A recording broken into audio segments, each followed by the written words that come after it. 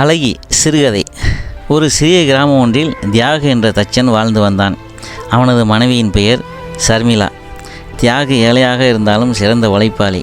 அவன் அவ்வப்போது காட்டுக்கு சென்று நன்கு விளைந்த மரங்களை வெட்டி வருவான். அந்த மரங்களில் அழகான மேசை, நாற்காலி போன்றவற்றை செய்து அருகிலுள்ள ஊர்களில் விற்று வருவான். தியாகு மிக எளிமையான மனிதனாக இருந்தாலும் அவனது மனைவி சர்மிளா அவனுக்கு எதிர்மாறாக இருந்தாள். அவள் வீட்டு வேலைகளை கூட சரியாக கவனிக்க மாட்டாள். எப்போதும் முகம் பார்க்கும் கண்ணாடி முன்னே அமர்ந்து தன்னை அலங்கரித்து கொண்டிருப்பாள். தன்னை எல்லாரும் அழகி என்று அழைக்க வேண்டும் என்ற எண்ணம் கொண்டவள் அவள்.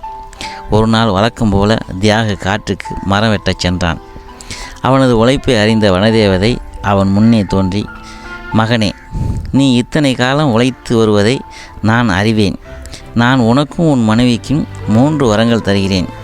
இந்த வரத்தின் மூலம் நீ உன் வாழ்க்கைக்கு தேவையானவற்றை பெற்றுக்கொள்ளலாம். 3 முறை மட்டுமே நீ சொல்வது பலிக்கும் என்று கூறிவிட்டு மறைந்தது அந்த வனதேவதை. வரம் பெற்ற தியாகிற்கு மகிழ்ச்சி தாங்க முடியவில்லை. அவன் அந்த வரங்களின் மூலம் தன் வாழ்க்கைக்கு தேவையானவற்றை பெற நினைத்தான். இருப்பினும் தன் மனைவியின் ஆலோசனைகளை கேட்கலாம் என்று நினைத்து நேராக தன் வீட்டிற்கு ஓடினான். வீட்டுக்கு சென்ற தியாகு தன் மனைவியின் சர்மிளாவிடம் தான் வரம் பெற்ற செய்தியை மகிழ்ச்சியுடன் கூறினான். பிறகு என்னென்ன கேட்கலாம் என்று ஆலோசனையும் கேட்டான். சர்மிளா அதற்கு அலங்கார விரும்பி அல்லவா? அவள் உடனே, முதல் வரமாக நான் இந்த நாட்டிலேயே மிக சிறந்த அழகியாக மாறுவதற்கான வரம் கேட்கப் போகிறேன் என்று கூறினாள். தியாகுவிற்கு தன் மனைவியின் யோசனை பிடிக்கவில்லை.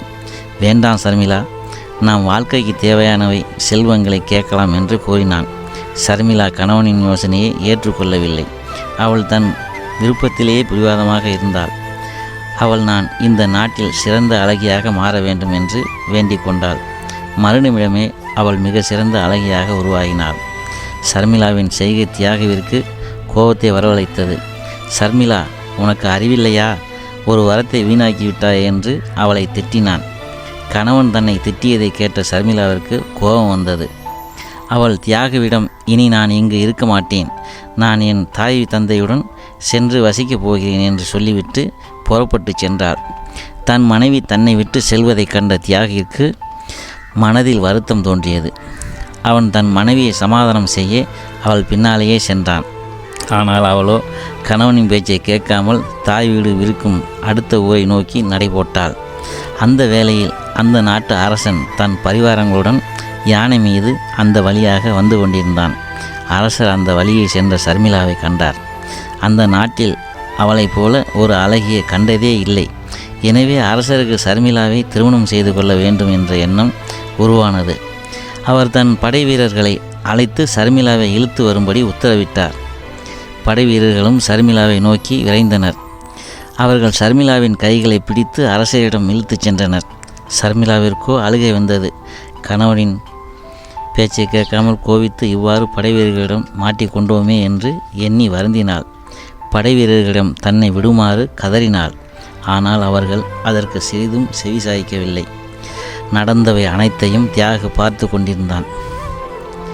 என் மனைவியை படைவீரர்கள் இழுத்துச் செல்வதை கண்ட தியாகுவிற்கு என்ன செய்வதென்று புரியவில்லை.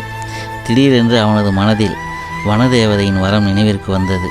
படைவீரர்களிடமிருந்து தன் மனைவியை விடுவிக்க ஒரே வழி இதுதான் என்று அவன் நினைத்தான்.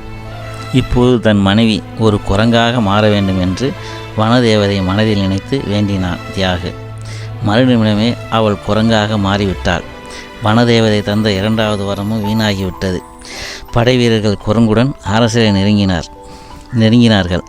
படைவீரர்கள் ஒரு குரங்கை இழுத்து வருவதை கண்ட அரசருக்கு கடுமையான கோபம் வந்தது. அவர், நான் அழகியை இழுத்து வரச் சொன்னேன், நீங்கள் ஒரு குரங்கை பிடித்து வந்திருக்கிறீர்களா என்று கோபத்தோடு கேட்டார். அப்போதுதான் படைவீரர்கள் திரும்பி பார்த்தனர். அவர்கள் கையில் அகப்பட்டிருந்தது குரங்கு என்பது அவர்களுக்கும் தெரிந்தது. குரங்கை கண்ட அதிர்ச்சியில் அவர்கள் கைகளை விடுவித்தனர். இதுதான் தக்க சமயம் என்று எண்ணிய குரங்கு அதிலிருந்த காட்டுக்குள் ஓடி தப்பியது. அருகில் இந்த காட்டுக்குள் ஓடி தப்பியது அந்த குரங்கு. தான் கண்ட அழகி எப்படியோ தப்பிவிட்டாள் என்பதை அறிந்த அரசரும் தன் பரிவாரங்களுடன் வந்த வழியே சென்றார். தியாகுவிற்கோ இப்போது வேறு கவலை முளைத்தது. குரங்காய் மாறி காட்டுக்குள் ஓடிய தன் மனைவியை மீட்க வேண்டும் என்பதே அந்த கவலை. அவன் மீண்டும் வனதேவதையை மனதில் நினைத்து, குரங்காய் மாறிய என் மனைவி மீண்டும் பெண் உருவில் என்னிடம் வந்து சேர வேண்டும் என்று வேண்டிக் கொண்டான். சிறிது நேரத்தில் காட்டுக்குள் இருந்து தியாகுவின் மனைவி சர்மிளா நடந்து வந்தாள். மீண்டும் தன் மனைவியை கண்ட தியாகுவின் மனதில் நிம்மதி தோன்றியது. ஆனால் வனதேவதை தந்த 3 வரங்களும் வீணாகிவிட்டது. வருத்தமும் அவனுக்குள் எழவே செய்தது. தியாகுவிடம் வந்து சேர்ந்த சர்மிளா, என்னை மன்னித்து விடுங்கள்.